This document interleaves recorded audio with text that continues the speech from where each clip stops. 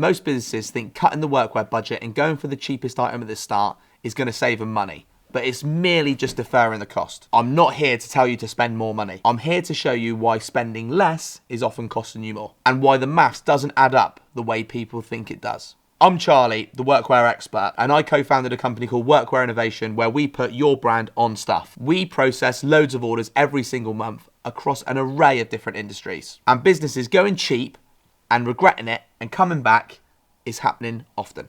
So let's talk about why. Point number uno. Point numero uno? Point number one, the reorder trap. We've said it before. Cheap items fade, they shrink, they go misshaped, they bobble after a few washes. And so businesses come back and they reorder again. And suddenly that cheap order doesn't look very cheap anymore. Here's the honest version of the maths. A garment that costs you half the price but needs to be replaced 3 times is not saving you any money. It's actually costing you a lot more. And that is before you factor in the cost of that person that manages that reorder. Chasing the sizes from the team, briefing the supplier, checking the stock. All these things take time and thus cost money. The cost of the garment is not the number that matters. The cost per wear is. And cheap garments almost always lose that calculation, particularly when you're wearing a garment day in and day out and you need it to do a better job. And it doesn't actually cost that much more to get a better quality garment. I'm not completely rubbishing everything, but I just need you to understand that you can buy things that are slightly nicer and not spend loads more money. Point number 2, what it does to the branding, and this one surprises a lot of people. The quality of the garment directly affects the quality of the branding on it. They're not separate things. The garment is a canvas that you put the branding on. And if the canvas is bad, whatever you put on it suffers. Take a cheap, low-cost, thin fabric t-shirt. Start chucking a logo on there with a few thousand stitches and all of a sudden the logo puckers.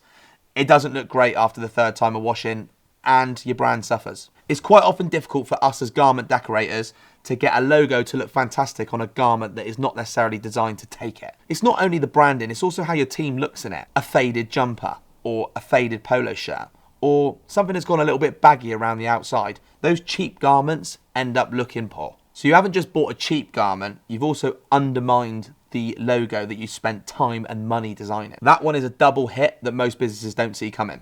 Point number 3, staff don't wear kit they're not proud of. If staff don't rate the kit, if it feels cheap and it fits badly, they'll find reasons not to wear it. And when that happens, the entire point of your branded workwear completely and utterly disappears. The visibility of the brand, the team cohesion, the way they feel and the way they portray your business, gone. People look after things they're proud of, and people get rid of things that they're not. Sometimes I think it's worth us as business owners asking ourselves, would we be proud to wear that day in, day out? Point number 4 is what customers actually notice. Maybe not consciously, maybe they're not just looking and thinking, cool, that 180 grand polo shirt is pilling a little bit there. But the overall message that the workwear or the uniform is delivering, the way they look, whether their uniform is consistent, whether it looks like someone actually gives a shit, that registers. And it affects whether somebody actually trusts your business or not. If Gareth is stood in front of you and his black polo shirt is now 50 shades of grey and it's got stains all over it, what's that going to be saying about your business? The stains have nothing to do with the quality of the garment, by the way. That's just Gareth. Sorry, Gareth, it's not all about you, buddy. Just an example. You was the first one that came into the nugget. Sorry about that. Your team is often the first physical thing that people see. Before you've said a word, before you've done a single piece of work, before you've picked up that hammer or pen, your workwear is telling a story about you and your business. Just make sure it's saying the right thing. Because I think a team in good quality, consistent, well-fitted kit quietly portrays that this is a professional outfit worth trusting. And that team in tired, ill-fitted, fading, scruffy uniform, Gareth, even if his work is fantastic, even if Gareth actually does a good job, communicates something else entirely. Point 5, how to think about the budget. Look, I'm not saying go out and spend recklessly. That is not the message here. The message is change the question you're asking. Instead of what's the cheapest option, ask your provider what's the best value over the next 12 months. There is definitely a threshold, and I'll be really honest about this. Below a certain price point, quality becomes unreliable. The quality, the construction, the way it holds a logo. I would much rather tell you that up front than leave you to come back 6 months later and ask what went wrong. Above that threshold, you're into genuinely good garments that will last, that your staff will actually wear, that holds the branding properly, and will really represent your business the way you want it to be represented. That's not expensive. That's just the right investment. I want to actually stress here that I'm not slamming all cheap clothing. There is definitely a place for it in the market. There's a place for it in lots of different industries, and there's a place with lots of different applications. Charity runs, or one-off promo items, or items that are not going to be worn or put through tests every single day. Maybe you sit in an office all day. You don't necessarily need the most expensive garment, but what I'm saying to you is make sure you choose the right garment for the industry you're working in so that you don't keep coming back time and time again with quality issues. I'm just trying to save you money. And also, I really want to make your teams look lovely. There is so many options out there. There are so many garment manufacturers out there that you do not have to choose the cheapest item on the list.